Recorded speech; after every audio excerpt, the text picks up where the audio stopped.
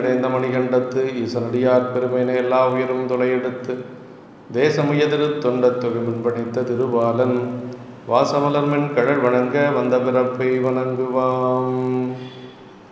தூக்குசீர் திருத்தொண்ட தொகைவிரி வாக்கினால் சொல்ல வல்லகிறான் எங்கள் பாக்கிய பயனாம் பதிகுன்றைவால் செக்கிழாரடி சென்னி இருத்துவாம். கைலாய பரம்பரையில் சிவஞான போதநெறி காட்டும் என்னை பயில்வாய்மை மெய்கண்டான் சந்ததி போர் மெய்ஞான பானுவாகி குயிலாரும் பொழில் திராவிடு துறைவால் குரு நமச்சிவாய தேவன் சயிலாதி மரபுடையோன் திருமரபு நீடூழி தலைகமாதோ. எல்லாம் வல்ல பெருமான் அருள்தரும் பன்னார்மொழி அமரவர் திரு நனாவுடையாருடைய திருவடிகளை வணங்கி எம்பெருமக்கள் நாயன்மாருடைய பொன்னார் திருவடி தாமரைகளை மனம் மொழி மெய்களாலை வணங்கி உரையாசிரி சிவக்கோணியாவுடைய திருவடிகளை நில நினைந்து திருவாவடுதுறை ஆதீன குருமகா சன்னிதானங்கள் பொன்னார் திருவடி தாமரைகளை மனம் மொழி மெய்களாலை வணங்கி அடியார் பெருமக்கள் எல்லாம் வணங்கி வருகின்றேன். அன்பார்ந்த சிவனை செல்வர்களே, இன்று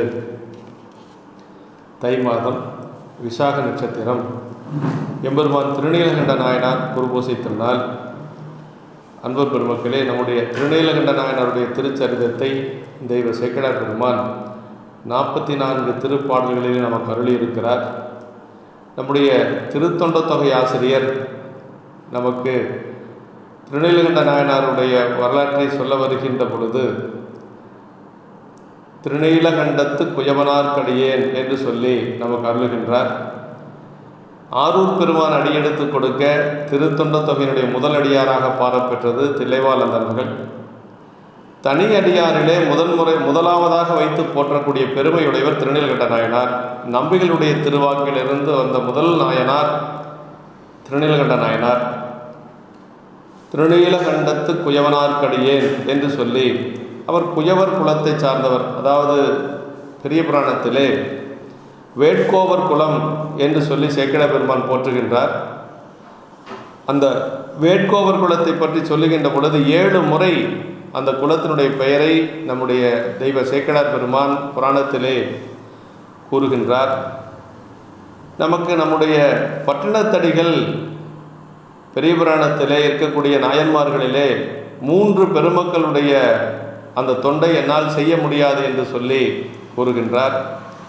அதிலே வாழால் மகவறிந்து ஊட்ட வல்லேன் அல்லேன், மாது சொன்ன சூழால் இளமை துறக்க வல்லேன் அல்லேன், நாளாரில் கண்ணிடர்ந்து அப்ப வல்லேன் அல்லேன், நான் இனி சென்று ஆளாவது எப்படியோ திரு காலத்தி அப்பருக்கே என்று சொல்லி பட்டினத்தடிகள் எல்லாம் துறந்த பட்டினத்தடிகளே வாளால் மகவறிந்து ஊட்ட வல்லேன் அல்லேன், சிறு தொண்டரை போல வந்த ஒரு அடியவர் கேட்டார் என்பதற்காக தன்னுடைய பிள்ளையை அறிந்து ஊட்டுவது என்று சொல்லுவது என்னால் முடியாது என்று சொல்லி அதற்கு பிறகு இரண்டாவதாக மாது சொன்ன சூழால் இளமை துறக்க வல்லேன் அல்லேன், மனைவி சொன்ன ஒரு சூலுக்காக ஒரு சபதத்திற்காக இளமை முழுவதும் துறந்த ஒரு பெருமையுடையவர் நம்முடைய நாயனார். அதுபோல யாராலும் செய்ய முடியாது என்று சொல்லி வியந்து போற்றுகின்றார். அதே போல நாளாரில் கண்ணிடர்ந்து அப்ப வல்லேன் அல்லேன், 6 நாட்கள் பெருமானிடத்தில் அன்பு செய்து வழிபாடு செய்து தன்னுடைய கண்ணையே பெயர் தப்பிய கண்ணப்ப நாயனாரை போல என்னால் பணி செய்ய முடியாது என்று சொல்லி நம்முடைய பட்டினத்தடிகள் அருளுகின்றார். அப்படிப்பட்ட பெருமையுடைய இந்த 3 நாயன்மார்கள் சரிதத்தை சொல்ல வந்தார். அதற்கு மேலே மற்ற தொண்டுகளை அவரால் சொல்ல முடியவில்லை. பட்டினத்தடிகள் அந்த 3ஓடு நிறுத்தி விடுகிறார். அவ்வளவு பெருமையுடைய நம்முடைய நாயனார் திருநீலகண்டத்து குயவனார்க்கடியேன் என்று சொல்லி நம்பிகள் போற்றுகின்றார். திரு அந்தாதி ஆசிரியர் நாயனாருடைய வரலாற்றை சொல்லுகின்ற பொழுது அவருடைய குலம் அதையெல்லாம் பற்றி அவர் சொல்லுகின்றார். சொல்லச் சிவந்திரு ஆனைதன் தூமொழி தோல் நசையை ஒல்லை துறந்து உரு மூத்ததன் பின் உமைகோன் அருளால் வில்லை புறநுதலாலோடு இளமை பெற்று இன்பம் மிக்கான் தில்லை திருநீலகண்ட குயவனாம் செய்தவனே செய்தவனே என்று சொல்லி நம்முடைய அந்தாதியாசிரியர் அருளுகின்றார். அதாவது நல்ல தவமுடையவர் நம்முடைய நாயனார் என்று சொல்லி சொல்லுகிறார். தவம் என்று சொன்னாலே நமக்கு பெரிய புராணத்திலே பூசை சிவபூசை என்று சொல்லி சிவக்கணியா அவர்கள் உரையிலே சொல்லுவார்கள். நல்ல தவம் செய்தவர் இந்த நாயனார் என்று சொல்லி அதாவது தன்னுடைய முதுமை காலத்திலே இளமையிலிருந்து முதுமை வரைக்கும் அவர் முதுமை அடைகின்ற வரைக்கும் அந்த அம்மாவுடைய மொழியை கேட்டு தன்னுடைய மனை வாழ்க்கையை துறந்து அவர் மூத்ததன்பின் உமைகோன் அருளால் மூப்பு வந்ததற்கு பிறகு பெருமானுடைய திருவருளால் மீண்டும் இளமை பெற்று இன்பமுடையவர், அந்த பேரின்பத்தை அனுபவித்தவர் என்று சொல்லி நம்முடைய அந்தாதி ஆசிரியர் அருளுகின்றார். நமக்கு நம்முடைய விரிநூல் ஆசிரியர் தெய்வ சேக்கிழார் பெருமான் நாயனாரை பற்றி சொல்லுகின்ற பொழுது முதல் திருப்பாடலிலே நாயனாருடைய குலத்தை சொல்லி, அப்படிப்பட்ட பெருமான் இறைவனுடைய திருவடி வலுவாது வழிபாடு செய்து வந்தார் என்று சொல்லி முதல் பாடலில் சொல்றாரு. வேதியர் தில்லை மூதூர் வேட்கோவர் குலத்து வந்தார், மாதொரு பாகம் நோக்கி மண்ணு சிற்றம்பலத்தே, ஆதியும் முடிவும் இல்லா அற்புத தனி கூத்தாடும், நாதனார் கடல்கள் வாழ்த்தி வழிபடும் நலத்தின் மிக்கார். வேதியர் தில்லை மூதூர் வேட்கோவர் அப்படிங்கிறார். அதாவது தில்லையில் இருக்கக்கூடிய வேதியர்கள் நிரம்பிய, தில்லைவாழ் அந்தணர்கள் நிரம்பிய அந்த தில்லை என்பதிலே ரொம்ப பழமையான வேட்கோவர் குலத்தை சார்ந்தவர் என்று சொல்கிறார். வேட்கோவர் குலம் என்று சொல்லுவது குயவனார் என்று சொல்லக்கூடிய குலம். அந்த குலத்திலே வந்தவர் நாயனார் என்று சொல்லி, மாதொரு பாகம் நோக்கி மண்ணு சிற்றம்பலத்தே, இறைவன் உமையம்மையோடு அந்த தில்லையில் ஆடிக்கொண்டிருக்கக்கூடிய பெருமானுடைய ஆதியும் முடிவும் இல்லாத அந்த அற்புத திருக்கூத்தை அப்படி ஆடிக்கொண்டிருக்கக்கூடிய பெருமானுடைய திருவடிகளை வழிபடும் நிலத்தில் மிக்கவர். ஏன்னா ஒரு அடியார் என்று சொன்னால் பெருமானை அவர் எப்படி வழிபாடு செய்து வந்தார் அப்படிங்கிறத சொல்கிறார். வேட்கோவர் குலத்தை சார்ந்தவர் என்று சொல்லுகிறார். பெருமானுடைய திருச்சிற்றம்பலத்திலே நடமாடிக்கொண்டிருக்கக்கூடிய மாதொரு பாகனாராக இருந்து அந்த மாதொரு பாகம் நோக்கி மண்ணு சிற்றம்பலத்தை உமையம்மைக்கான ஐயன் ஆடிக்கொண்டிருக்கக்கூடிய அந்த ஆனந்த திருக்கூத்தை கண்டு அவருடைய திருவிடை வலுத்தக்கூடிய, திருவிடை வணங்கக்கூடிய ஒரு நலத்தில் மிகச்சிறந்து விளங்கினார் என்று சொல்லி முதல் பாடலில் நமக்கு நம்முடைய சேக்கிழார் பெருமான் அருளுகின்றார். அப்படி அவர் கூத்த பெருமானை வழிபாடு செய்து கொண்டு வருகின்ற பொழுது, அவரை பற்றி சொல்லுகின்ற பொழுது, அவர் எப்படி நலத்திலே சிறந்தவர் என்று சொல்லுகின்ற பொழுது, பொய்கடிந்த அறத்தின் வாழ்வார் புனல் சடைமுடியாருக்கு அன்பர், மெய்யடியார் காண பணி செய்யும் விருப்பின் நின்றார், வையகம் போற்றும் செய்கை மனையறம் பொறிந்து வாழ்வார், சைவ மெய்த்திருவின் சார்வே பொருளெனச் சாரும் நீரார் என்று சொல்லி, அதாவது பொய்கடிந்த அறத்தின் வாழ்வார் என்று சொன்னார். நம்முடைய உண்மை விளக்கத்தில் கூட உண்மை விளக்காசிரியர் சொல்வார், பொய்காட்டி பொய்யகற்றி போதானந்த பொருளாம் மெய்காட்டும் மெய்கண்டா என்று சொல்வார். பொய்காட்டி பொய்யகற்றி அப்படின்னா, பொய் என்று சொன்னால் உலகியல் இன்பங்கள், அந்த உலகியல் இன்பங்களை எல்லாம் கடந்தவர் நாயனார். பொய்கடிந்து அறத்தின் வாழ்வார் என்று சொன்னார். ஆணவம் கண்மம் மாய் என்று சொல்லக்கூடிய அதையெல்லாம் நீக்கி அறத்திலே வாழ்ந்து வந்தவர் நம்முடைய நாயனார். அறத்தின் வாழ்வார் என்று சொல்லி, அவர் எப்படிப்பட்டவர் என்று சொன்னால், இருக்கிற தகுதிகளிலேயே பெரிய தகுதி என்ன என்று சொன்னால் பெருமானுக்கு அடியாராக இருப்பது. அது முதல் பாடல். இரண்டாவது பாடலே சொல்றார், புனல் சடை முடியாருக்கு அன்பர் என்று சொல்லி பெருமானுக்கு அவர் அடியார். அப்புறம் மெய்யடியாருக்கான பணி செய்யும் விருப்பின் நின்றார்னார். உண்மையான பெருமானுடைய அடியார்களுக்கு அவர் பணி செய்து கொண்டு இருக்கிறார். என்ன பணி அப்படின்னு சொன்னால், அவர் அடியார்களுக்கு ஓடு அளித்து கொடுக்கக்கூடிய, அதாவது அடியார் பெருமக்களுக்கு திருவோடு கொடுப்பது, அந்த ஒரு பணியை அவர் தவறாது செய்து கொண்டு வருகிறார். வையகம் போற்றும் செய்கை மனையறம் புரிந்து வாழ்வார் அப்படின்னார். இந்த உலகமே போற்றக்கூடிய அளவுக்கு அவர் மனையறத்தை வாழ்ந்து வந்தவர் என்று சொல்லி, இவருடைய அந்த மனையறத்தை பற்றி சொல்லுகின்ற பொழுது, எல்லோரும் போற்றக்கூடிய வகையிலே மனையறம் புரிந்து வாழ்ந்தார் என்று சொல்லி சேக்கிழார் பெருமான் நமக்கு முதல்லே சொல்லிடுறார். அப்புறம் என்ன சொல்றாருன்னா, சைவமை திருவின் சார்பே பொருளெனச் சாரும் நீரார் அப்படின்னா நல்ல நீர்மையுடையவர், பெருமானிடத்திலையும் அடியாரிடத்திலேயே அன்புடையவர் என்று சொல்றார்.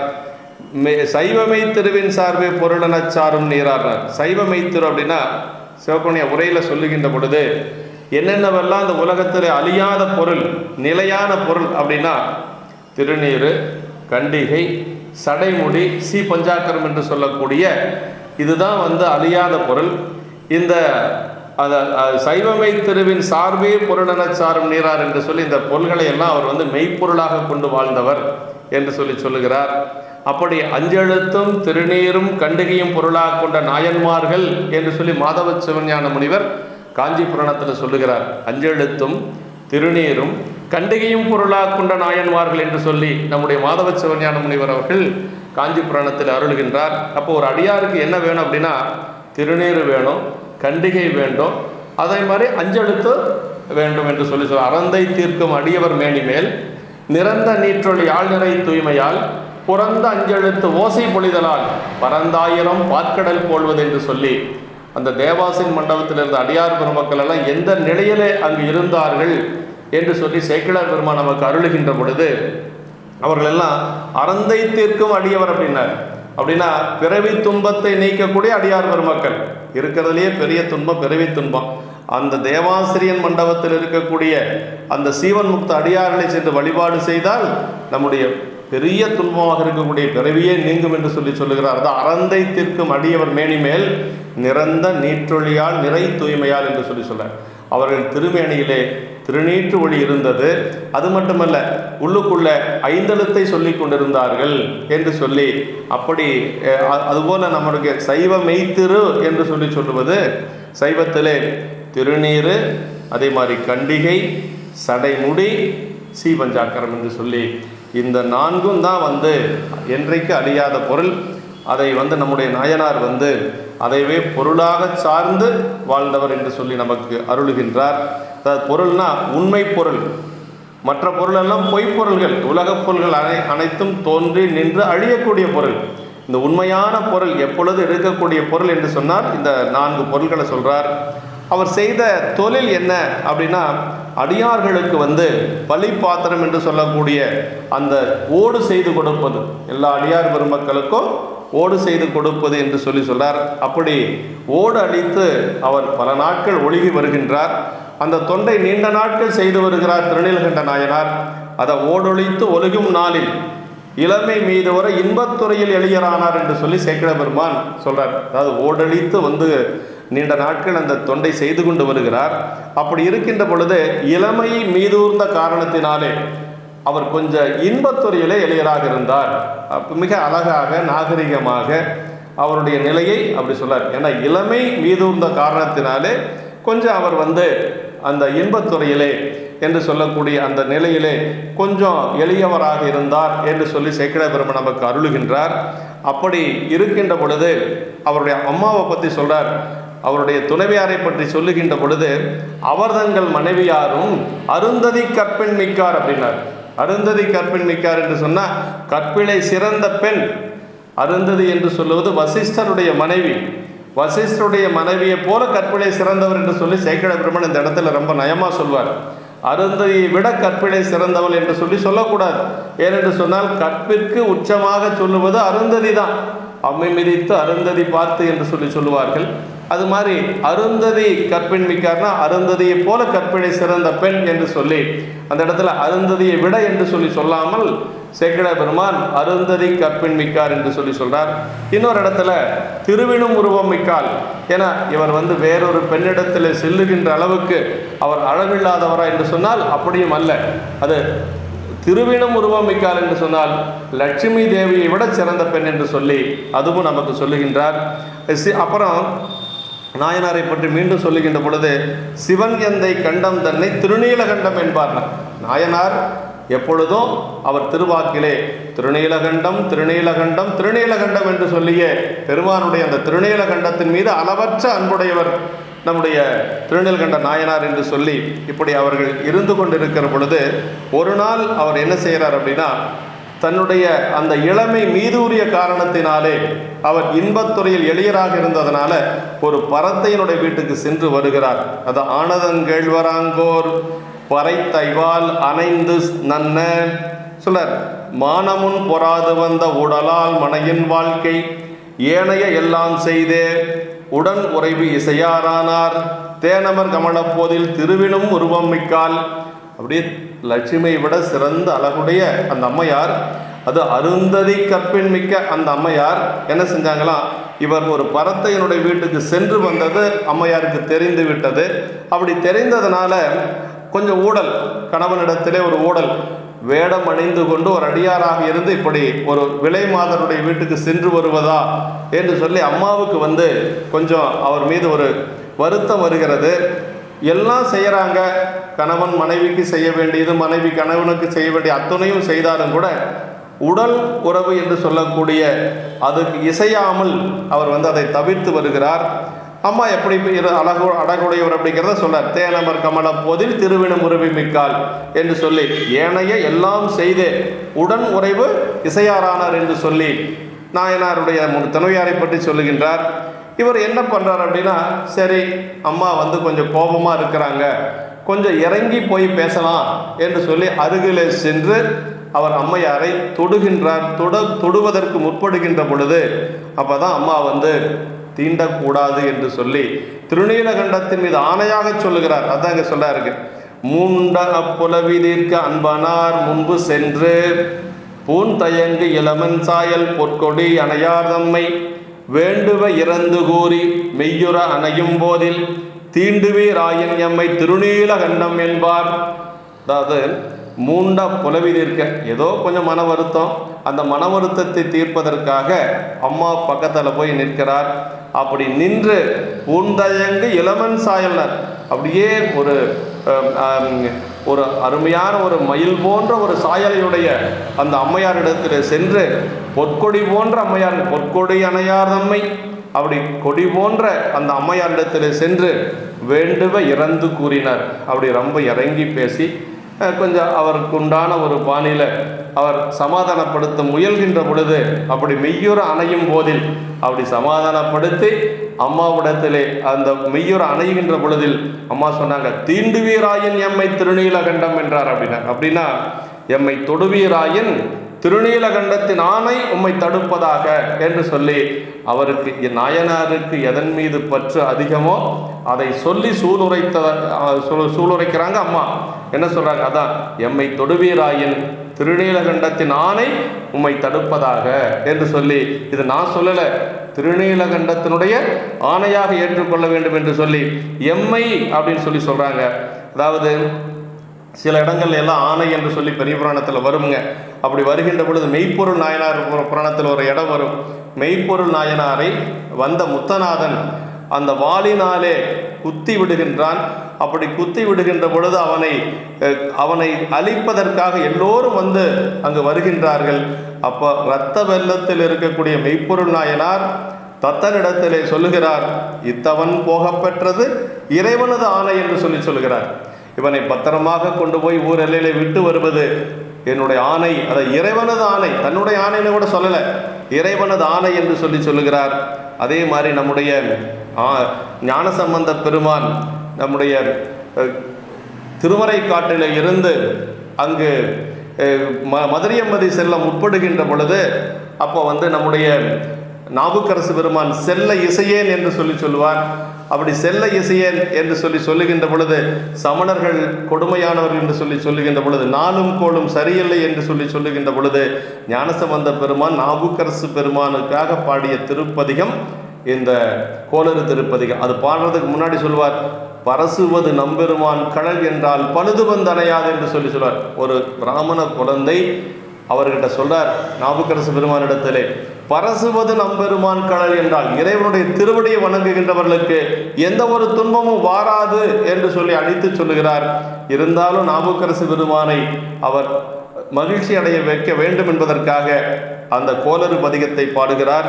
அந்த பதிகத்தில் ஆன சொல் மாலையோதும் அடியார்கள் வானில் அரசாழ்வர் ஆணை நமது என்று சொல்லி ஞானசம்பந்த பெருமான் அங்கு ஆணை சொல்லுகிறார்.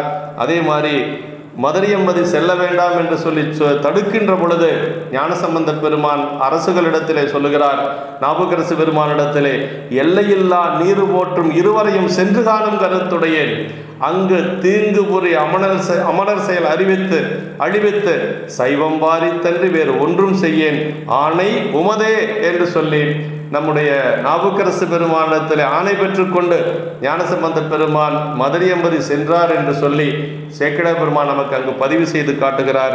இப்படி நம்முடைய பெரிய புராணத்திலே பல இடங்களிலே ஆணை இருக்கிறது.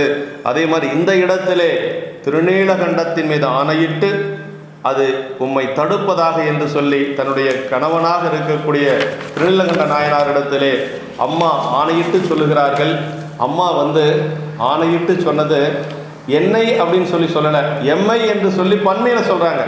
அப்படி பன்மையில் சொல்கிறதுனால அம்மா என்னை மட்டுமல்ல வேறு எந்த ஒரு பெண்ணையும் தீண்டக்கூடாது என்று சொல்லியதாக நம்முடைய நாயனார் அவர்கள் மனதிலே கருதி அவர் எப்படி இருந்தார், தன்னுடைய நிலையை எப்படி மாற்றிக்கொண்டார் அப்படிங்கிறத சேக்கிழார் பெருமான் நமக்கு சொல்லுகிறார். ஆதியார் நீலகண்டத்து அளவுதாம் கொண்ட ஆர்வம் பேதியா ஆணை கேட்ட பெரியவர் பெயர்ந்து நீங்கி ஏதிலார் போல நோக்கி எம்மையும் என்றதனால் மற்றை மாதரார் தம்மை எந்தன் மனத்தினும் தீண்டேன் என்றார். ஆதியார் நீலகண்டத்து அளவுதாம் கொண்ட ஆர்வம், அதாவது நாயனாருக்கு அந்த நீலகண்டத்தின் மீது அளவற்ற அன்பு இருந்ததுனால பெரியாய் ஆணை கேட்டு பெரியவர் அப்படின்னார். இந்த இடத்துல தான் பெரியவர் அப்படிங்கிற சொல் வருதுங்க. அதாவது பெரியவர், இந்த பெரியவர் அப்படின்னா செயற்கரிய செய்வர் பெரியர், சிறியர் செயற்கரிய செய்கலாதார்னார் வள்ளுவ பெருமான். இந்த நூலுக்கு பெயர் பெரிய புராணம் என்பது பின்னாடி வந்தது. நூலனுடைய பெயர் திருத்தொன்ற புராணம் என்று சொல்லி சேக்கிழார் பெருமான் பாயிரத்தில் 10வது பாட்டில் சொல்றார். இங்கிதன் நாமம் கூறின் இவ்வுலகத்து முன்னால் தங்கிருள் இரண்டில் மாக்கள் சிந்தையை சார்ந்து நின்ற பொங்கிய இருளை ஏனை புறையிருள் போக்குகின்ற செங்கதிரவன் போல் நீக்கும் திருத்தொன்ற புராணம் என்பாம் என்று சொல்லி அந்த புராணத்தினுடைய பெயர் திருத்தொன்ற புராணம். அப்புறம் ஏங்க பெரிய புராணம் வந்தது அப்படின்னா செயற்கரிய செயல் செய்ததனால பெரிய புராணம். அதாவது 10,200 பாட்டுகள் கந்த புராணத்தில் இருக்கிறது. அதே மாதிரி கம்பராமாயணத்தில் 10,000 பாட்டுக்கு மேலே இருந்தாலும் கூட 4,286 பாடல்களை கொண்ட பெரிய புராணம். இந்த புராணம் தான் பெரிய புராணம் என்றால் அதுக்கு என்ன காரணம்னா செயற்கரிய செய்வர் பெரியர். அதாவது நம்மால் செய்ய முடியாத, நினைத்து கூட பார்க்க முடியாத செயல்களை எளிதாக செய்தவர்கள் நம்முடைய நாயன்மார்கள். அதனால தான் அதுக்கு பேர் பெரிய புராணம். இந்த இடத்துல தான் பெரியவர் என்ற சொல் முதல் சரிதத்திலேயே சேக்கிழார் பெருமான் நமக்கு அருளுகின்றார். அதாவது முதல் சரிதம் தனியடியார் சரிதத்தில் முதல் சரிதம் இந்த சரிதம் தான். அதிலேயே பெரியவர் பெயர்ந்து நீங்கி, பெயர்ந்து நீங்கிங்கிறது ஒரு அருமையான ஒரு நயம். பெயர்தல் அப்படின்னாலும் நீங்குதல் அப்படின்னாலும் ஒன்று தான். ஏன் ஒரே பொருளை குறிக்கக்கூடிய 2 சொல் இங்கே வந்தது அப்படின்னா அதுக்கு வாரியார் சாமிகள் முதல் கொண்டு எல்லா பெரியவங்களும் இதுக்கு என்ன சொல்கிறாங்கன்னா பெயர்ந்து நீங்கிங்கிறதுக்கு உடலாலும் நீங்கினார் உள்ளத்தாலும் நீங்கினார் என்று சொல்லி, அது உடலால் நீங்கிடலாம், ஆனால் உள்ளத்தால் நீங்குவது அப்படிங்கிறது பெருமானுடைய திருவருள் மனசில் இருந்தால் மட்டும்தான் நீங்க முடியும். இப்போ பெயர்ந்து நீங்கி என்று சொல்லி ஏதிலார் போல நோக்கி அந்த நிமிடத்தில் இருந்து மனைவி எப்படி பார்த்தார் என்று சொன்னால் அயலாரை போல பார்த்தார் என்று சொல்லுகிறார். ஏதிலார் போல நோக்கி எம்மை என்றதனால், எம்மைன்னு சொன்னதுனால பன்மையில் சொன்னதுனால மற்ற மாதரார் தம்மை எந்தன் மனத்திலும் தீண்டேன் என்றார். வேறு எந்த ஒரு பெண்ணையும் அவர் மனத்தாலும் தீண்டவில்லை என்று சொல்லி நமக்கு சேக்கிழார் பெருமான் அதில் அருளுகின்றார். அதாவது ஆர்வம் பேதியா அப்படின்னா மனைவி அதை எப்படி அவர் நீங்க முடிஞ்சது அப்படின்னு நம்ம பார்க்கணும். இன்பத்துறையில் எளியராக இருந்த ஒருவர் மனைவியினுடைய இந்த ஒரு சொல்லை கேட்ட உடனேயே, இந்த ஆணையை கேட்ட உடனே எப்படி அவரால் நீங்க முடிஞ்சது என்று சொன்னால் சிவகோணியா உரை சொல்லுகிறார். ஆர்வம் பேதியா அப்படின்னார். அப்படின்னா மனைவியின் மீது வைத்த ஆர்வத்தை விட நாயனாருக்கு திருநீலகண்டத்தின் மீது வைத்த ஆர்வம் அதிகமாக, அதனால் அவர் எளிதாக நீங்கினார் என்று சொல்லுகிறார். நம்முடைய நாயன்மார்கள்லாம் அப்படித்தாங்க. அந்த ஆர்வம் திருநீலகண்டத்தின் மீது வைத்த ஆசையே, ஆர்வமே அவர் மனைவியை ஏதிலார் போல நோக்க காரணமாயிற்று அப்படின்னு. அப்போ மனைவியின் மீது அன்பு இருந்தது, மனைவியின் மீது ஆசை இருந்தது. அந்த ஆசையை விட இறைவன் மீது அந்த திருநீலகண்டத்தின் மீது வைத்த ஆசை அதிகமாக இருந்தது. அதனால் அவரால் நீங்க முடிந்தது.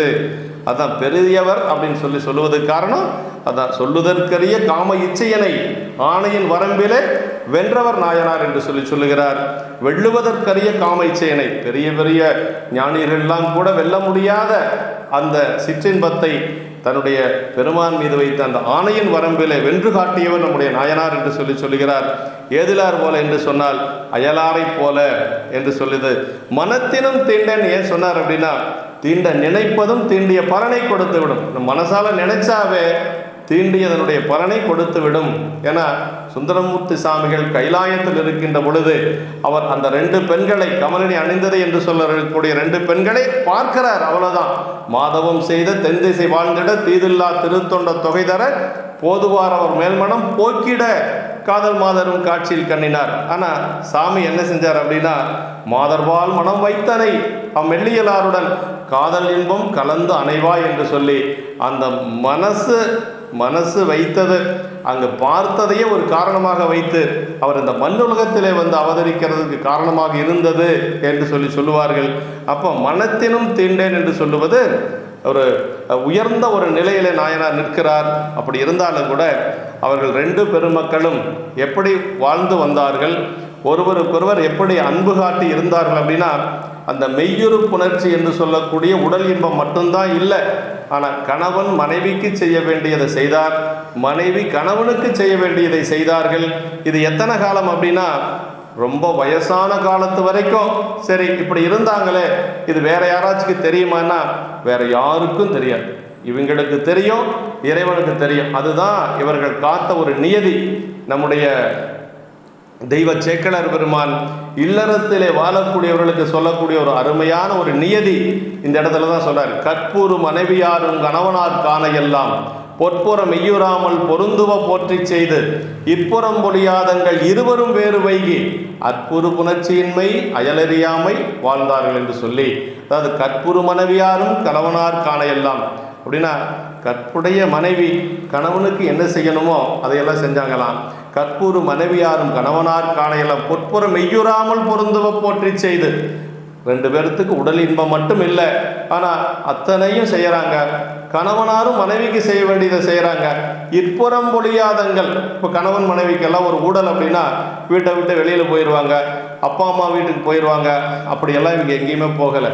இப்புறம் பொழியாதங்கள் இருவரும் வேறு வை. ஒரே வீடு, ஒரு குயவனார் வீடுன்னா எப்படி இருக்கும், ஒரே ஒரு வீடு தான் இருக்கும், அதுக்குள்ளே சமையல் செஞ்சுக்குவாங்க, சட்டி பானையும் வச்சுக்குவாங்க. அப்படி இருக்கக்கூடிய ஒரு வீட்டில் அம்மா ஒரு பக்கம் இருந்தாங்களாம், நாயனார் ஒரு பக்கம் இருந்தாங்களாம்.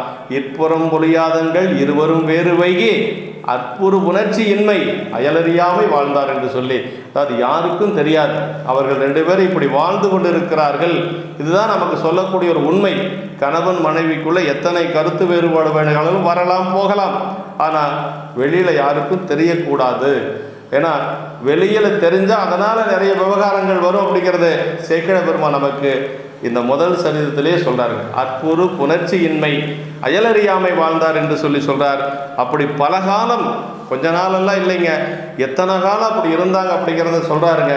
வளமளி இளமை நீங்கி வடிவுறு மூப்பு வந்து தளர்வோடு சாய்ந்து அன்பு தம்பிரான்கிறத்து சாயார் அப்படின்னாரு. வளமளி இளமை நீங்கி அப்படின்னாரு.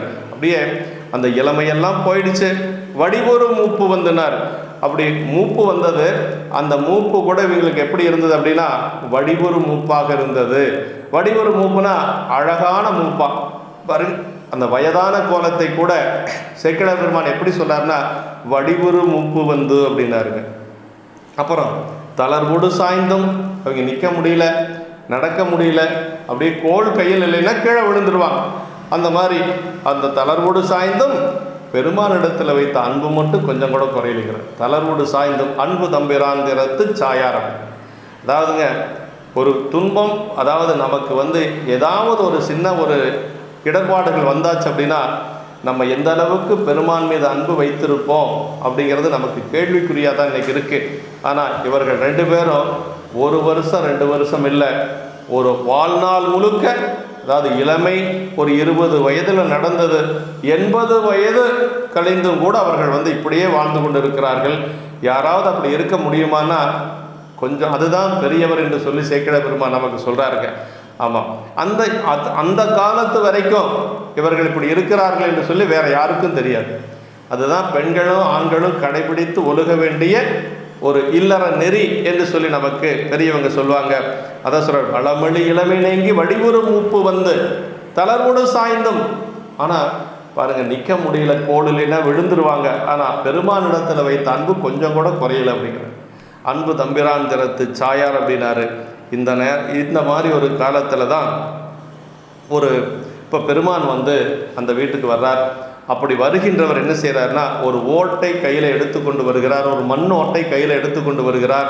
அதை கொண்டு வந்து அங்கே கொடுக்க போகிறார். அதை தான் சொல்கிறாருங்க.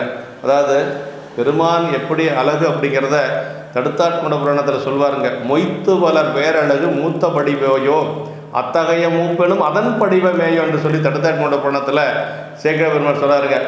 சுந்தரருடைய திருமணத்தை தடுத்து ஆட்கொள்வதற்காக வருகிறார். திருமலையில் இருந்து நம்முடைய மணப்புத்தூருக்கு வருகிறார். அப்படி வந்தவர் எப்படி வந்தார்னா, ஒரு அழகுக்கு வயசானால் எப்படி இருக்கும் அந்த மாதிரி வந்தாராம் பெருமான். எல்லாரும் போய் அப்படியே அவருடைய திருவடியில் விழுந்து வணங்கி நன்றுமது நல்வரவு நங்கள் தவம் என்று சொல்லி பெருமானை அவர்கள் வரவேற்றிருக்கிறார்கள். இதெல்லாம் நமக்கு தடுத்தாட்கொண்ட புராணத்தில் சொல்லக்கூடியது. இப்போ நாயனாருடைய இல்லத்துக்கு, இப்படி இருக்கக்கூடிய நாயனாருடைய இல்லத்துக்கு சாமி வர்றாருங்க. சாமி வருவது நாயனாருடைய இல்லத்துக்கு எதுக்கு வர்றார் அப்படின்னா, அவருடைய தொண்டை நாம் எல்லோரும் அறிந்து கொள்ள வேண்டும், உலகத்தார்கள் எல்லோரும் அவருடைய அந்த ஒரு பெருமையை அறிந்து கொள்ள வேண்டும் என்பதற்காக நாயனார் வீட்டுக்கு வர்றாருங்க. தொண்டரை விளக்கம் காண நன்னறி இதுவாம் என்று ஞாழத்தோர் விரும்பியுய அன்னறி காட்டு மாட்டால் அருட்சிவ யோகியாகி என்று சொல்லி சொல்றாருங்க. எப்படி சாமி வந்தார்னா, தொண்டரை விளக்கம் காண அப்படின்னார். அடியார்கள் என்னுடைய அடியார்கள் இவ்வளவு பெருமையுடையவர்கள். ஏன்னா அவருக்கு தெரியும் நம்ம எந்த அளவுக்கு இறைவன் மீது அன்பு வைத்திருக்கிறோம் அப்படிங்கிறது இறைவனுக்கு தெரியும். ஆனால் மற்றவர்களுக்கு தெரிய வேண்டும் என்பதற்காக அதை தொண்டரை விளக்கம் காண நன்னறி இதுவாம் என்று ஞாழத்தோர் விரும்பியுய அப்படின்னா, இதுதான் இந்த உலகத்திலே நாம் போற்றி வாழக்கூடிய நெறி என்று சொல்லி நாம் எல்லாம் அதை கடைபிடித்து ஒழுக வேண்டும் என்பதற்காக, உலகத்தார் நெறிப்படுத்த வேண்டும் என்பதற்காக ஞாழத்தோர் விரும்பியுய அருட்சிவ யோகியாகி என்று சொல்லி அன்னறி காட்டு மாட்டான் ஒரு சிவ யோகியாக நாயனாருடைய இல்லத்துக்கு வருகின்றார். அதே மாதிரி நம்முடைய இளையான்குடி மாறநாயனாருடைய புராணத்தில் சேக்கிழ பெருமான் சொல்கிறார், இறைவன் எப்படி போனார் அப்படின்னா, நாயனார் வறுமை நிலையில் இருக்கின்ற பொழுது சாமி போறார். வறுமை நிலையில் இருக்கின்ற நாயனாருடைய வீட்டுக்கு செல்லுகின்ற பொழுது உமையம்மை கருணையே வடிவமான உமையம்மை வரலைன்னு சொல்லிட்டாங்களாம். அறக்கடவுளாக இருக்கக்கூடிய விடையும் வரலைன்னு சொல்லிருச்சான். சாமி தனியாக வந்தாராம். சேக்கிழ பெருமான் அந்த இடத்த சொல்லுகின்ற பொழுது அழகா சொல்றார், பெற்ற மூர்வதுமின்றியே பேதையாலுமின்றியே நற்றவத்தவர் வேடமே கொண்டு ஞானம் முயந்திட நன்னினார்னார். அங்கேயும் அதான் சொல்லாரு, பெற்ற மூர்வதுமின்றியே விடையும் வரல, பேதையாலுமின்றிய உமையம்மையும் வரல. அப்புறம் எப்படி வந்தார்னா, பெற்ற மூர்வதுமின்றியே பேதையாலுமின்றியே நற்றவத்தவர் வேடமே கொண்டு ஞானம் உய்ந்திட நன்னி. ஞானம்னா உலகம், இந்த உலகம் உய்வடையும் பொருட்டாக அங்கு வருகிறார் என்று சொல்லி சேக்கிழ பெருமான் நமக்கு சொல்றாருங்க. அதே மாதிரி சிறுத்தொண்ட நாயனாருடைய வீட்டுக்கு வந்ததை சொல்லுகின்ற பொழுது திருமலையிலிருந்து கீழே வரார். அவருடைய தொண்டை பார்ப்பதற்காக, அவருக்கு அருள் செய்வதற்காக, சிறுத்தொண்ட நாயனாருக்கு அருள் செய்வதற்காக மேலிருந்து வரார், கைலாயத்திலிருந்து. எப்படி வந்தார்னா, தண்டாததொரு வேட்கை பசியுடையார் தமை போல கண்டாரை சிறு தொண்டர் மனைவினைவி கடிதணைந்து தொண்டனாருக்கு என்னாலும் சோரளிக்கும் வண்டார் போந்தாரான் மனையில் உள்ளாரோ. அப்படி வீட்டுக்கு வந்துட்டார். அதை கண்டாரை சிறு தொண்டர் மனைவினைவி கடிதணைந்துன்னார். அப்படியே கைலாயத்திலிருந்து செங்காட்டங்குடிக்கு வந்துட்டார் சாமி. செங்காட்டங்குடிக்கு வந்தவருக்கு சிறு தொண்டரை வீடு தெரியலையாம். சேக்கிழ பெருமான் சொன்னாருங்க, கண்டாரை சிறு தொண்டர் மனைவினைவி கடிதணைந்துன்னார்.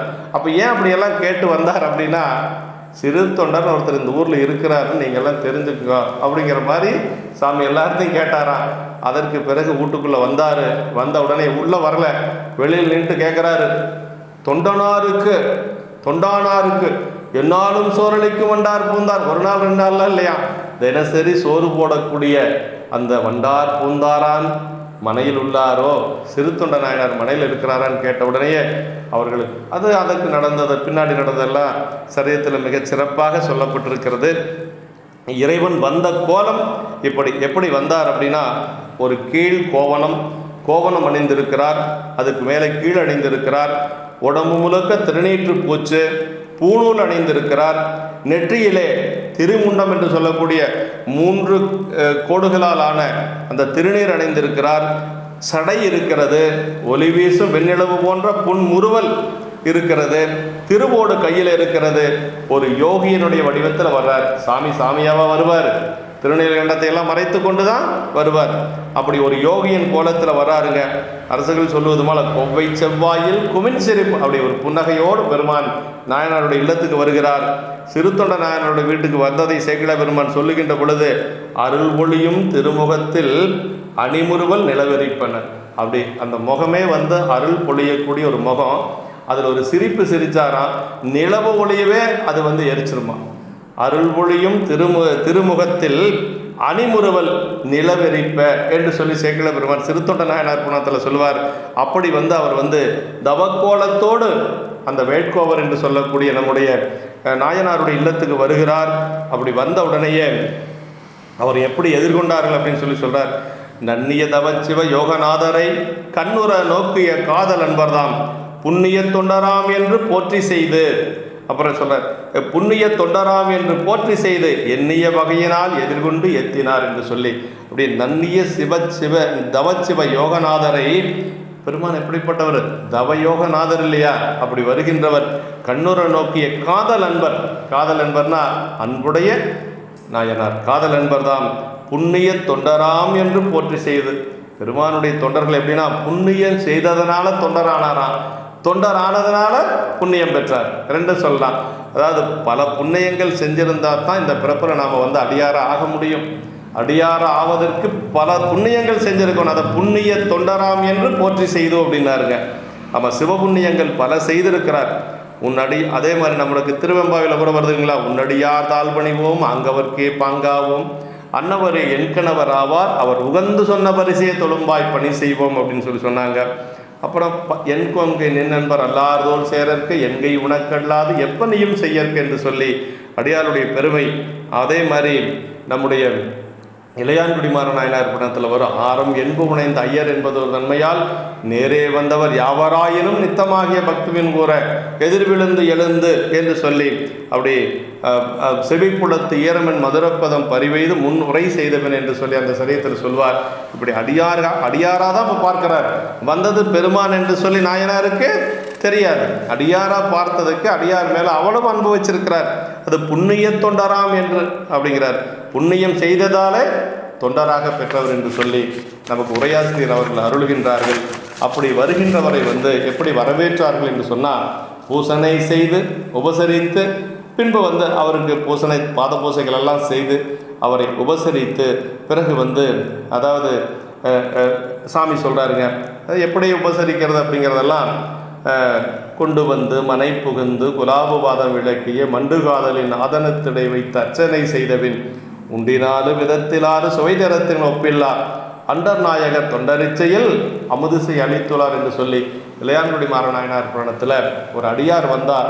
எப்படி அவரை அழைத்து கொண்டு இல்லத்திலே வந்து ஆசனம் கொடுத்து அவரை அமர்த்தி பாத பூசை செய்து எப்படியெல்லாம் அவருக்கு உணவு படைக்க வேண்டும் என்று சொல்லி அங்கே சொல்லப்பட்டிருக்கிறது. அது மாதிரியெல்லாம் இந்த நாயனார் செய்கிறார். அப்படி செய்து கொண்டு எல்லாம் உபச்சாரமெல்லாம் செய்து கொண்டு சாமிகிட்ட போய் நாயனார் பணிவான் நின்று கேட்கிறார். திருநீலகண்ட நாயனார், எம்பிரான் யான் செய்யும் பணி யாது அப்படின்னு சொல்லி கேட்குறேன். சாமி, நான் என்ன சாமி பணி செய்யணும்? தேவரீர் எங்களுடைய இல்லத்துக்கு இப்படி எழுந்தருள் செய்திருக்கிறீர், நான் என்ன பணி செய்யணும் என்று சொல்லி அப்படியே பணிந்து கேட்கிறார். அதுக்கு சாமி சொல்றார், நம்பியே. நம்பின்னா ஆடவரில் சிறந்தவன் அர்த்தங்க.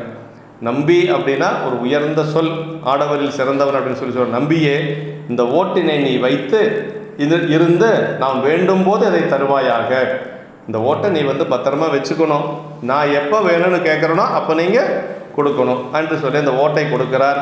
அது கொடுத்துட்டு என்ன சொல்கிறார் அப்படின்னா, இந்த ஓட்டுக்கு ஒப்பாக வேறொன்றும் இல்லாதது. அதாவது என்ன சொல்றாருன்னா, பொன்னையும் மணியை விட மேலானது. கொடுக்கறது மண்ணோடு, ஆனால் சாமி சொல்றாரு பாருங்க, பொன்னையும் மணியை விட மேலானது. இதெல்லாம் முதல்லையே சொல்லிட்டு போயிடுறார். அப்புறம் என்ன சொல்றாருன்னா, தன்னிடத்தில் உள்ள பொருள்களை சுத்தமாக்குவது. அது மட்டுமல்ல, இதில் ஒரு பொருளை போட்டோன்னு வச்சுக்கோங்களேன், அந்த பொருள் தூய்மையாயிரும், அவ்வளோ புனிதமானது இந்த ஓடு. அப்புறம் என்று கூற நாயனார் அதை வாங்கி ஒரு இடத்தில் வைத்தார். அதான் அந்த ஓட்டினுடைய பெருமையில் சொல்கிறாரு. ஆனால் அவருக்கு வந்து வந்த நாயனாருக்கு வந்து அடியாருடைய பெருமை தான் ரொம்ப மேலோங்கி இருக்கு. சரி சொல்கிறாரு அப்படின்னு சொல்லி வாங்கி அதை வீட்டில் கொண்டு போய் ஒரு இடத்துல வச்சிட்றாருங்க. அப்படி வைத்ததுக்கு பிறகு பல நாட்கள் அப்படி கழிந்து விடுகிறது. நாயனார் அவருடைய தொண்டை அப்படி செய்து கொண்டிருக்கிறார். பல நாட்கள் கழித்து, நீண்ட நாட்கள், பல வருடங்கள் கழித்து அவர் அந்த ஓட்டை அந்த வருவதற்கு முன்பாகவே அந்த ஓட்டை வச்ச இடத்திலிருந்து அகன்று போகும்படி பண்ணி நாயனாருடைய அந்த உண்மைத்தன்மையை உலகுக்கு காட்ட முன்பு போலவே மனையில் எழுந்தருளினார் என்று சொல்லி, அதே மாதிரி அவரும் முன்பு எப்படி உபசரித்தாரோ அதே மாதிரி மீண்டும் அவர் உபசரிக்கிறார். வந்தவுடனே அவர் கேட்குறாருங்க, அதாவது அந்த திருவாசகத்தில் மணிவாசக பெருமான் சொல்றார், அதாவது வஞ்சக பெரும் புலையனையனை உன் கோயில் வாயிலில் பிச்சை நாக்கினாய், பெரிய அன்பருக்கு உரிய நாக்கினாய், தாம் தாம் வளர்த்ததோர் நச்சு மாமரம் ஆயினும் கொலார் நானும் அங்கனை உடையநாதன் என்று சொல்லி, அதாவது விச்சதின்றியே விளைவு செய்குவாய் என்று சொல்லி அந்த பாட்டில் சொல்லுவாருங்க. விச்சதின்றியே விளைவு செய்குவாய், வைச்சு வாங்குவாய் என்று சொல்லி அந்த பாடலில் சொல்கிறாருங்க. அப்படி பெருமான் ஒரு பொருளை, இருக்கக்கூடிய பொருளை இல்லாததாகவும் செய்ய முடியும், இல்லாத ஒரு பொருளை இருப்பதாகவும் செய்வார் என்று சொல்லி அது சொல்கிறார். அப்படி வந்த உடனே நாயனாரிடத்தில் அவர் கேட்கிறார், அதாவது முந்தை நாள் உன்பால் வைத்த மொய்யொலி விளங்குமோடு தந்துனில் என்றான் எல்லாம் தான் வைத்து வாங்க வல்லான் அப்படின்னார். சொல்றார், முந்தை நாள் உன்பால் வைத்த மொய்யொலி விளங்குமோடு, நான் ஒரு நாள் ஒரு காலத்தில் உன்னிடத்தில் ஒரு ஓடு கொடுத்து சென்றேன், அந்த ஓட்டை தந்து நெல் கொடுத்து அதற்கு பிறகு நெல் அப்படின்னா அவர் ஒரு கட்டுப்பாடாக வந்த உடனே அந்த ஓட்டை கேட்குறாரு. ஏன்னா மறைச்சி வச்சுட்டு வந்ததே சாமி தான் இல்லைங்களா? அப்படி தான் வைத்து எல்லாம் தான் வைத்து வாங்க வல்லான்னாரு. விச்சதின்றியே விளைவு செய்குவாய் விண்ணு மன்னகம் முழுதும் யாவையும் வைச்சு வாங்குவாய் வஞ்சகப்பெரும் புலையனேனையுன் கோயில் வாசலில் பிச்ச நாக்கினாய், பெரிய அன்பருக்கு உரிய நாக்கினாய், தாம் வளர்த்ததோர் நச்சு மாமரம் ஆயினும் கொள்ளார் நானும் அங்கனே உடையநாதனே என்று சொல்லி நம்முடைய வாதபுரடிகள் சொல்லுவது போன்ற, அதாவது சதகத்தில் சொல்வார், விச்சதின்றியே விளைவு செய்குவாய் என்று சொல்லுவது போல நம்முடைய நாயனார் இந்த இடத்துல இப்போ வந்தவர் ஓட்டை கொடுத்து நில், தந்து நில், மொய்யொலி விளங்குமோடு தந்து நில் என்று சொல்லி நாயனாரிடத்தில் கேட்கின்றார். நாயனார் உள்ள போகிறார், மனை முழுக்க தேடுறார், அந்த வெச்ச ஓட்டை காணவில்லை. அதற்கு பிறகு மீண்டும் பெருமானிடத்தில் வர்றார். பெருமான் கேட்குறார், தாமதித்ததனுடைய காரணம் என்ன? கொடுத்த ஓட்டை வச்சிருந்தானே அதை எடுத்து கொடுக்க வேண்டியதானே, தாமதத்தினுடைய காரணம் என்ன என்று சொல்லுகின்ற பொழுது நாயனார் சொல்றார், எந்தை போன்றவரே, நீர் கொடுத்து வைத்த ஓட்டினை நான் தேடியும் கண்டிலேன். சாமி, எனக்கு நீங்கள் தந்தை போல நீங்கள் கொடுத்த அந்த ஓட்டை நான் எல்லா பக்கம் தேடிட்டேன் பெருமானே, அதை கண்டுபிடிக்க முடியல. நல்ல புதிய ஓடு வாங்கி கொடுக்கிறேன், என்னுடைய பிழையை பொறுத்து கொள்ளுங்கள். உங்களுக்கு அதை விட நல்ல ஓடா, நல்ல புது ஓடா நான் வாங்கி கொடுக்குறேன், என்னுடைய பிழையை நீங்கள் பொறுத்து கொள்ள வேண்டும் என்று சொல்லுகின்ற பொழுது இறைவனுக்கு வந்த பெருமானுக்கு கோபமாக பேசுகிற மாதிரி பேசுகிறார். செயிர்த்து நோக்கிங்கிறார் சேக்கிழார் பெருமான். செயிர்த்து நோக்கினா ரொம்ப கோபத்தோடு அப்படி அனல் பறக்கிற மாதிரி நாயனாரை பார்க்கிறாருங்க. சென்னியால் வணங்க நின்ற தொண்டரை செயிர்த்து நோக்கி, அவர் சென்னியால் வணங்குறாராம், அப்படி தலையால் வணங்கி நிற்கிறார் பாவம். அப்படி செயிர்த்து நோக்கி சென்னியில் வணங்கி நின்ற தொண்டரை செயிர்த்து நோக்கி, என்னிது மொழிந்தவா நீ யான் வைத்த மன்னோடன்றி பொன்னினால் அமைத்து தந்தாய் ஆயினும் கொள்ளேன் போற்ற முன்னை நான் வைத்தவோடே கொண்டு வா என்றான் முன்னோன் சொல்றார் பாரு. அதாவது செயிர்த்து கோபமாக பார்க்குற மாதிரி பார்க்கிறார். செயிர்த்து நோக்கி, என்ன நீ சொன்ன, நீயே யான் வைத்த மண்ணோடே அன்றி பொன்னினால் ஓடு செஞ்சு கொடுத்தாலும் நான் அதை வாங்க மாட்டேன் என்று சொல்லி, ஓட்ட முன்னை நான் வைத்த ஓடே கொண்டு வா, நான் எந்த ஓடு இடத்துல கொடுத்தனோ அந்த ஓட்டையை நீ கொண்டு வர வேண்டும் அப்படின்னு சொல்லி நம்முடைய சேக்கிழார் பெருமான் சொல்லுவது போல, ஓடும் செம்பொன்னும் ஒக்கவே நோக்குவார் என்று சொல்லி திருக்கூட்ட சிறப்பில் சொன்ன மாதிரி, நீ பொன்னோடே கொடுத்தாலும் சரி அது எனக்கு தேவையில்லை, நான் கொடுத்த மண்ணோடு தான் எனக்கு வேண்டும் என்று சொல்லுகிறார். அப்புறம் நாயனார் வேறொரு ஓடு கொடுப்பதாக மீண்டும் சொல்றார். அப்படி மீண்டும் சொல்லுகின்ற பொழுது இறைவர் சொல்றார், ஆவது என் என்பால் வைத்த அடைக்கல பொருளை வவ்வி பாவகம் பலவும் செய்து பலிக்கினை ஒன்று நானாய் யாவரும் காண முன்னை வளைத்து நான் கொண்டே என்று போவதும் செய்யேன் என்றான் புண்ணிய பொருளாய். இப்போ சத்தம் போடுறார். அப்படி நாயனார் இடத்துல என்ன சொல்றாருன்னா, ஆவது என், நீ என்ன செஞ்சுட்டு இருக்கிற, என்ன ஆகிறது, நான் உன்னிடத்திலே கொடுத்த ஒரு அடைக்கல பொருளை நீ அதை கவர்ந்துட்ட, நீ வவ்வி அப்படிங்கிறாரு. அப்படி கவர்ந்துட்ட, பாவகம் பலவும் செய்து, நீ நிறைய பாவகம் செய்துட்ட, பழிக்கு நீ ஒன்றும் நானாய், அதனால் ஒரு பழி வழிக்கு வரும் அப்படிங்கிறது கூட நீ கொஞ்சம் கூட அந்த பழிக்கு கூட நீ வெட்கப்படலை.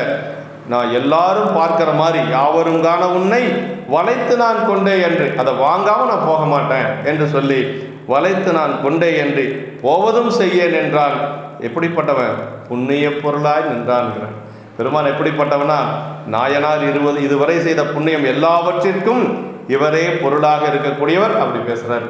நாயனார் செய்த புண்ணியத்துக்கெல்லாம் பொருளாக இருக்கக்கூடியவர் தான் இப்போ பேசிட்டு இருக்கிறாரு.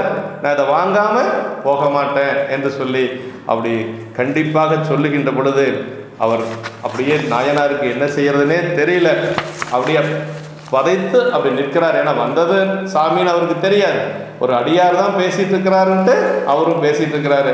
அப்படியே அவர் வருத்தத்தோடு நிற்கின்ற பொழுது மீண்டும் இறைவர் வந்தவர் சொல்றாரு, காதலுன் மகனை பற்றி குளத்தினில் மூழ்கிப்போ என்று அருளினான் கொடுமை இல்லான் அப்படின்னார்.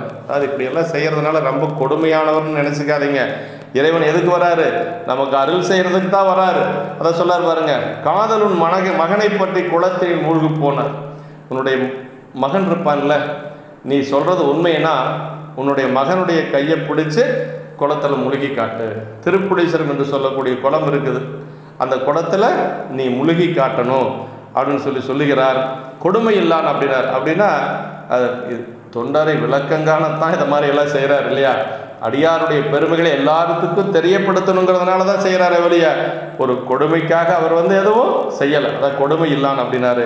அப்போ நாயனார் சொல்லாரு, ஐயர் நீர் அருளி செய்த வண்ணம் யான் செய்வதற்கு பொய்யில் சீர் புதல்வன் இல்லை, என் செய்கேன் புகழும் அப்படின்னாரு. சாமி, நீங்கள் சொல்கிற மாதிரி அந்த கையை பிடித்து குளத்திலே மூழ்கி கொடுப்பதற்கு என்னிடத்திலே பொய்யில் சீர் புதல்வன் இல்லை. பொய்யில் சீர் புதல்வன்னா மகன் தந்தை காற்றும் உதவி இவன் தந்தை என்னோற்றான் கொள்யனும் சொல் அப்படின்னு வள்ளுவ பெருமான் சொன்னார்.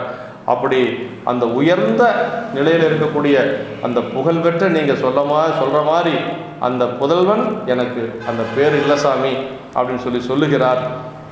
அதான் அப்போ இறைவர் சொல்கிறாரு, மையறு சிறப்பின்மிக்க மனையவள் தன்னை பற்றி முயலர் வாவிப்புக்கு மூழ்குவாய் என மொழிந்தார். சரி, பையன் இல்லை பரவாயில்ல, குழந்தை இல்லைன்னா பரவாயில்ல, உன்னுடைய மனைவி இருக்கிறாங்கல்ல, மனைவியினுடைய கையை பற்றி மூழ்கி கொடு. அது என்ன சொல்றார் அப்படின்னா, மையறு சிறப்பின்மிக்க மனைவியார் தன்னை பற்றி முயலர் வாவிப்புக்கு மூழ்குவாய். மையறு சிறப்பின்மிக்க மனைவி, அவன் நல்ல சிறப்பான மனைவி இருக்கிறாங்க, அந்த மனைவியினுடைய கையை பற்றி நீ மூழ்குவாய் என்று சொல்றாருங்க. அதாவது பொது சிறப்பு மனைவிக்கு என்னன்னா குற்றத்தை, அதை மையறு சிறப்புனா குற்றத்தை போக்கக்கூடிய சிறப்புடைய மனைவினர். அவ்வளோ பெண்களுக்கு உயர்வுங்க. தெய்வ சேக்கிழார் பெருமான் மாதிரி பெண்களை உயர்வுபடுத்தி சொன்னவர் யாரையும் பார்க்க முடியாது. மனையறத்தின் வேறாகி விளங்குதிரு வெண்காட்டு நங்கைவாள் என்று சொல்லி சிறுத்தொண்ட நாயனார் பணத்தில் சொல்றார். இங்கே என்ன சொல்றாருன்னா, மையறு சிறப்பின்மிக்க மனைவியார் அப்படின்னா, மையறு சிறப்பு என்று சொல்வது குற்றத்தை போக்கக்கூடிய சிறப்புடைய மனைவி. நம்மளுடைய குற்றத்தை யார் போக்க முடியும்னா உடன் இருக்கக்கூடிய மனைவியால் தான் போக்க முடியும் என்று சொல்றார். இப்போ நாயனார் சொல்கிறாரு, சரி சாமி, நீங்கள் சொல்கிறது சரிதான், எங்கள் 2 பேர்த்துக்குள்ள ஒரு சபதம் இருக்கிறதுனால உடன் மூழ்கி கொடுப்பதற்கு என்னால் முடியாது, அதனால் நான் மட்டும் மூழ்கி தரேன், அதே போதும் அப்படின்னு சொல்றார். எங்களிலோர் சபதத்தால் உடன் மூழ்க இசைவில்லை, பொங்கு போனால் யான் மூழ்கி தருகின்றேன் போதுமென. போதும், நான் மூழ்கி கொடுத்தா போதும், எங்களுக்குள்ள ஒரு சபதம் இருக்குது, அது என்னென்னலாம் எங்களால் சொல்ல முடியாது, அதனால் நான் மட்டும் மூழ்கி கொடுக்கிறேன் என்று சொல்லி அவர் சொல்லுகின்றார். அப்படி சொல்லுகின்ற பொழுது பெருமான் சொல்லுகிறார், நான் தில்லைவாழ் அந்தணர்கள் இருக்கின்ற சபையிலே போய் இருப்பேன் வா என்று சொல்லிட்டு போயிட்டார். அதாவது அந்த காலத்தில் ஒரு தீர்ப்பு அப்படின்னா யாருக்கிட்ட சொல்லணுமோ அவங்ககிட்ட சொல்லணும். தில்லைவாழ் அந்தணர்கள் எப்படின்னா நல்ல அறத்தோடு வாழக்கூடிய பெருமக்கள், இறைவனை அவர்கள் மெய்ப்பொருளாக கொண்டு வழிபாடு செய்து கொண்டு இருக்கக்கூடியவர்கள். அந்த தில்லைவாழ் அந்தணர்கள் இருக்கக்கூடிய சபையில் நான் போய் இருக்கிறேன். ஏன்னா அதில் ஒருத்தர் தானே இவரும், தில்லைவாழ் அந்தணர்கள் ஒருவராகத்தான் இறைவனே இருக்கிறார். அதனால் நான் அங்கு போயிருப்பன் வா என்று சொன்னார். நாயனார் என்ன செஞ்சார் அப்படின்னா, நல்லொழுக்கம் நால்வேத நெறிகளில் தலை சிறந்த அந்தணர் அவையில் இறைவர் பின் நல்ல தொண்டராகிய நாயனார் பின் சென்றார். அந்த சபைக்கு நாயனார் அப்படியே போகிறார். தீர்ப்பை சொல்ல தகுதியுள்ளவர்கள் யார் அப்படின்னா அங்கே இருக்கக்கூடிய தில்லை பொறுத்த வரைக்கும் தில்லைவாழ் அந்தணர்கள் தான் தீர்ப்பு சொல்லக்கூடியவர்கள். அதனால் அங்கே அழைச்சிட்டு அங்கே போகிறார். அங்கே இறைவர் சொல்லார், இவர் அந்தணர்கள்லாம் அமர்ந்திருக்கிறார்கள். இதே மாதிரி தடுத்தாட்கொண்ட புராணத்திலையும் சுந்தரர் எங்கே கொண்டு போய் நிறுத்தினார்? வெண்ணையலூர் அந்தணர்களிட்ட தான் கொண்டு போய் நிறுத்தினார். அது மாதிரி இப்போ நாயனார் திருநெல்கண்ட நாயனாரை தில்லைவாழ் அந்தணர்கள்ட்ட கொண்டு வந்து நிறுத்திட்டார். சாமி சொல்கிறார், இந்த வேட்கோவன் யான் வைத்த பாத்திரத்தை தந்து ஒளியான் என் வழக்கை விசாரித்து, அதாவது சொல்கிறார் சாமி, நான் ஒரு பாத்திரம் கொடுத்தேன், மண் பாத்திரம் கொடுத்தேன், என்னுடைய அந்த மண் ஓட்டை வாங்கி வைத்து கொண்டு இவன் தர முடியாதுன்னு சொல்கிறான் அப்படின்னு சொன்ன உடனேயே அங்கே இருக்கக்கூடிய மறைவர்கள்லாம் அந்த வழக்கை விசாரிக்கிறார்கள். விசாரித்து நாயனாரை கேட்குறாங்க. நாயனார், ஆமாம் நடந்தது உண்மைதான், அவர் ஒரு ஓடு கொடுத்தார், அதை நான் வைத்தேன், மீண்டும் அதனால் என்னால் கொடுக்க முடியல, தேடி பார்த்து கிடைக்கல என்று சொல்லி நடந்தது எல்லாம் சொல்கிறார். அப்போ அந்தணர்கள் என்ன சொல்கிறாங்கன்னா, அவர் தான் சொல்கிறாருல்ல, அந்த ஓடு கிடைக்காத போனால் பரவாயில்ல, உன்னுடைய மனைவியினுடைய கரத்தை பற்றி குளத்தில் மூழ்கி கொடுக்க வேண்டியதானே அப்படின்னு சொல்லி அவர்கள் எல்லாம், அதுதானே வழக்கு, அவர் கேட்குற மாதிரி நீங்கள் செய்து கொடுப்பது தானே வழக்கு, அதை செஞ்சு கொடுங்க அப்படின்னு சொல்கிறார். அதுக்கு நாயனார் சொல்கிறார், அருந்தவ தொண்டர் தாமும் அந்தனர் மொழியை கேட்டு திருந்திய மனைவியாரை தீண்டாமை செப்ப மாட்டார், பொருந்திய வகையால் மூழ்கி தருகின்றேன் போதுமென்று பெருந்தவ முனிவரோடும் பெயர்ந்ததம் மனையை சார்ந்தார் அப்படின்னு. இப்போவும் அவர் அதை சொல்லலைங்க, அவ்வளவு நெருக்கடி கொடுக்குறாங்கப்பா. எப்படியாவது சாமிக்கு இவருடைய திருவாக்கினால சொல்ல வைக்கணும்னு பார்க்கிறார் பெருமான். இப்போவும் சொல்லலை அவர். அவங்க என்ன சொன்னார்னா, அந்தணர்கள்கிட்ட, அதாவது அருந்தவ தொண்டர் தாமும் அந்தனர் மொழியை கேட்டு, அவங்க சொன்னதை கேட்டு திருந்திய மனைவியாரை தீண்டாமை செப்ப மாட்டார். திருந்திய மனைவியார் அவ்வளவு உயர்ந்த நிலையில் இருக்கக்கூடிய மனைவியை தீண்டாமை செப்ப மாட்டார். நான் தொடு அந்த மெய்யுறு புணர்ச்சி இன்மையை சொல்லாத அவர் பொருந்திய வகையாலே மூழ்கி தருகிறேன். என்ன சொல்றாருன்னா, அதுக்கு தகுந்த மாதிரி நான் மூழ்கி தரேன், மனைவி அழைச்சிட்டு வர்றேன், ஆனால் அதுக்கு தகுந்த மாதிரி நான் மூழ்கி தரேன், நானும் மனைவி சேர்ந்து தானே மூழ்கி தரோம். ஆனால் கையை பற்றுவது அப்படிங்கிறது முடியாது, ஏன்னா சபதம் இருக்குது. அதனால் பொருந்திய வகையால் மூழ்கி தருகின்றேன் போதும் என்று பெருந்தவ முனிவரோடும் பெயர்ந்துதம் மனையை சார்ந்தார். இப்போ சாமி போயிட்டாரு, இவர் நாயனார் அவருடைய இல்லத்துக்கு செல்லுகிறார். அப்படி இல்லத்துக்கு சென்று அதற்கு பிறகு தன்னுடைய மனைவி அழைத்து கொண்டு அடுத்த நாள் வருகிறார். அப்படி மனைவி அழைத்து கொண்டு திருப்புலீச்சரம் கோயில் என்று சொல்லக்கூடியது தில்லையம்பதியில் தெற்கு கோபுரத்துக்கு அருகில் இருக்கக்கூடிய அந்த கோயில், கணம்புள்ள நாயனார் தன்னுடைய முடியால் விளக்கரித்த கோயில், அதான் திருப்புலீச்சரம் என்று சொல்லுவது. அது இளமையாக்கினார் கோயில் என்று சொல்லுவாங்க. அந்த குளம் தான் இளமையாக்கினார் குளம் என்று சொல்லுவாங்க. அந்த குளத்திலே என்ன பண்ணுறாருன்னா, ஒரு தண்டு கொண்டு போகிறார். கையிலிருந்து வீட்டிலிருந்து புறப்படுகின்ற பொழுது ஒரு தண்டை கையில் எடுத்துக்கொள்ளுகிறார். அந்த தண்டினுடைய ரெண்டு பக்கமும் ரெண்டு பேர் பிடிச்சிக்கிறாங்க. அப்படி குளத்தில் போய் நிற்கிறார். அப்படி அந்த ஒரு தண்டு, அந்த தண்டினுடைய ஒரு பகுதி நாயனார் பிடித்திருக்கிறார், ஒரு பகுதி அம்மையார் பிடித்திருக்கிறார். அந்த குளத்துக்குள்ளே போகிறார். சாமி சொல்கிறாருங்க, இப்போ சாமி தண்டினது அலையம் பற்றி புகுமவர் தம்மை நோக்கி வெந்திரு நீற்று முண்ட வேதியர் மாதை தீண்டி கொண்டுடன் மூழ்கியர் என்ன கூடாமை பார்வோர் கேட்ப பண்டுதம் செய்கை சொல்லி மூழ்கினார் பழுதிலாதார். அப்பவும் கையில் தொடலை. அப்போ என்ன சொல்கிறாருன்னா, சாமி தண்டிரு தலையும் பற்றி புகுவார், ரெண்டு பக்கம் குச்சியை பிடிச்சி முழுக தயாராக இருக்கிறாங்க. அப்போ சாமி எந்திரிச்சு சொல்கிறார், வெந்திரு நீற்று முண்ட வேதியர். இப்போ வேதியராக வந்த பெருமான் சொன்னார், மாதை தீண்டி கொண்டுடன் மூழ்கியர், அம்மாவுடைய கையை பிடிச்சு உன்னுடைய மனைவியினுடைய கையை பிடித்து முழுகு என்று சொல்லி பெருமான் சொல்கிறார். அதை கேட்டும் கூட அவர் என்ன சொல்றாருன்னா, கையை பிடிக்கிறது இல்லை, எல்லாருக்கும் தெரிஞ்ச மாதிரி இப்போ தான் பாரோர் கேட்க பண்டுதம் செய்ய சொல்லி மூழ்கினார் பழுதிலாதார் அப்படின்னு.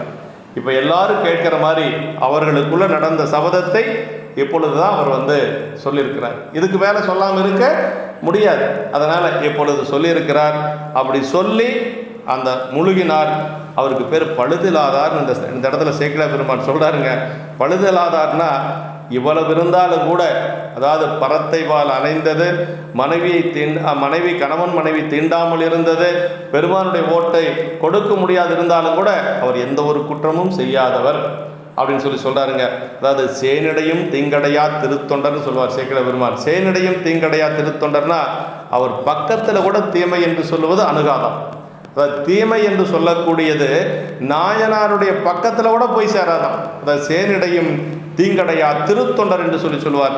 அப்படி இன்பத்துறையில் எளியராக பறைத்தைவால் அணைந்தும் மற்றர் மாதரார் தம்மை மனத்தினும் தீண்டேன் என்றதாலும் அற்புறு புணர்ச்சியின்மை அயலறியாமை வாழ்ந்ததாலும் ஓடும் மறைத்ததாலும் இன்னும் பல செய்கையாலும் அவர் குற்றம் இல்லாதவர் பழுதில்லாதவர் என்று சொல்லி அங்கு செக்கிழார் பெருமான் நமக்கு அவரை சொல்லுகின்றார்.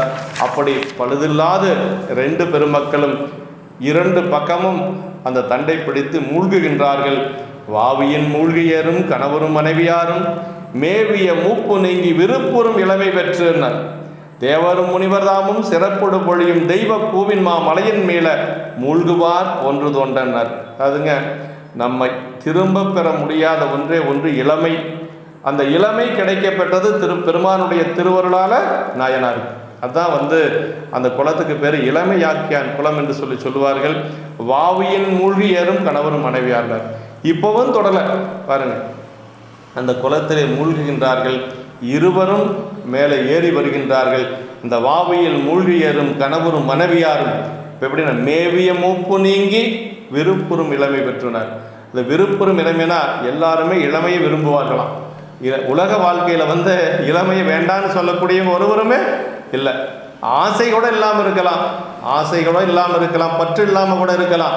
ஆனால் அந்த இளமை இருக்கணும். ஏன்னா இந்த இளமை உடம்பனுடைய ஒரு ஆதரவு இருந்தால் தான் நம்ம எல்லாமே செய்ய முடியும். பெருமாளுக்கு தொண்டு செய்வது என்றால் கூட நமக்கு உடல் நலம் நல்லா இருக்கும், இல்லைன்னா செய்ய முடியாது. அதான் மேவிய மூப்பு நீங்கி விருப்புறும் இளமை பெற்று, எல்லாரும் விரும்பக்கூடிய அந்த இளமையை பெற்று தேவரும் முனிவர் தாமும் சிறப்போடு பொழியும். அப்படி தேவர்கள் முனிவர்கள் எல்லாரும் மேலிருந்து அப்படியே மலர் மாலை பொழிகின்றார்கள். தெய்வ பூவின் மாமலையின் மேலே மூழ்குவார் போன்று தோன்ற. இப்போ குளத்தில் முழுகினாங்களாம், மீண்டும் அங்கிருந்து மலர் கொட்டி அந்த மலரை முழுகிற அளவுக்கு தேவர்கள்லாம் அங்கிருந்து மலர் கொட்டி அவர்களை ஆசீர்வதிக்கிறார்கள். நின்ற உலர்கள் இந்த அதிசயத்தை கண்டார்கள். அதாவது அங்கே இருக்கக்கூடிய உலகத்தார்கள் எல்லாம் இந்த அதிசயத்தை பார்க்கிறார்கள். ரெண்டு பெருமக்களும் அப்படி நின்று கொண்டிருக்கிறார்கள். மேலிருந்து அப்படி மலர் மாறி பொழிகிறது. அப்படி வேதையர அந்த ரெண்டு அதிசயத்தை கண்டார். ஆனால் வேதியராகி இறைவரை கண்டார் இல்லை. நாயனார் துண்ணிய விசும்பினோடு துணையுடன் விடைமேல் கண்டார் அப்படின்னார். அப்படியே விசும்பிலே ஆகாயத்திலே விடையோடு உமையம்மையை பார்க்கிறார் நாயனார். அந்த காட்சி வேற யாருக்கும் தெரியலை.